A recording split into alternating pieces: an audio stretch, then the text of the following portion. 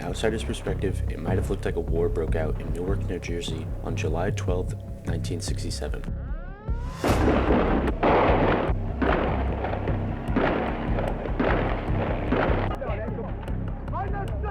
With tanks on the streets, police and the National Guard shooting at people, and all while the districts burnt down with clouds of smoke suffocating the streets. But for the people of the time, this was just one of many riots to have happened annually over the past years. Depending on who you ask, some may say it was the Summer of Love, while others would say it was the Rebellion of 1967. Over 160 riots were documented throughout the summer, with billions in damages, hundreds left dead, and racial turmoil at a new high. So what were the factors that led to something like this? And did the riots lead to equality?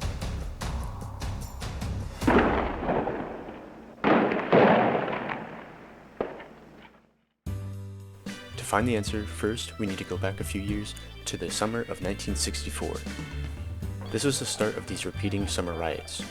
In New York, New Jersey, Pennsylvania, and Michigan, riots sparked and were all caused by police brutality. The next year in 1965, more riots started by the means of police brutality.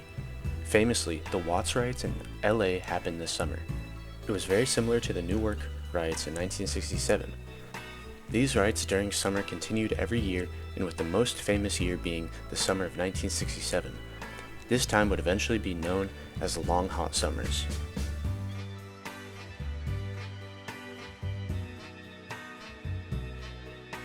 The summer of 1967 would prove to be the most significant yet because the mass amount of riots that would occur. The problems of police brutality, unfair job opportunities, and unemployment would reach a boiling point that would become the violent summer. The riots would happen anywhere from California to Connecticut. Once a big riot happened, others would be inspired and carry out their own.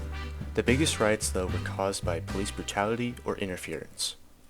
For example, in the biggest riot of the summer, the Detroit riot, on July 23rd, the riot was caused by a police raid on a local bar.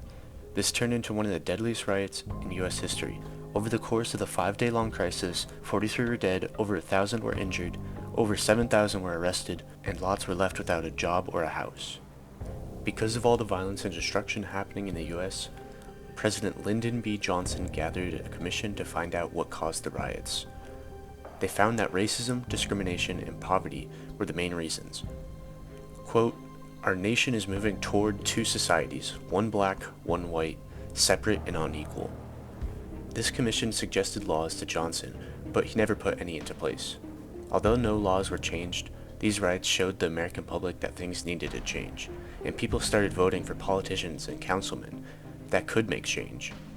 This gathered more people to start joining protests and fight for their cause. Even though people argue if the riots were successful or not, you can't doubt that they showed that there was still disparity even after the Civil Rights Acts were put into place.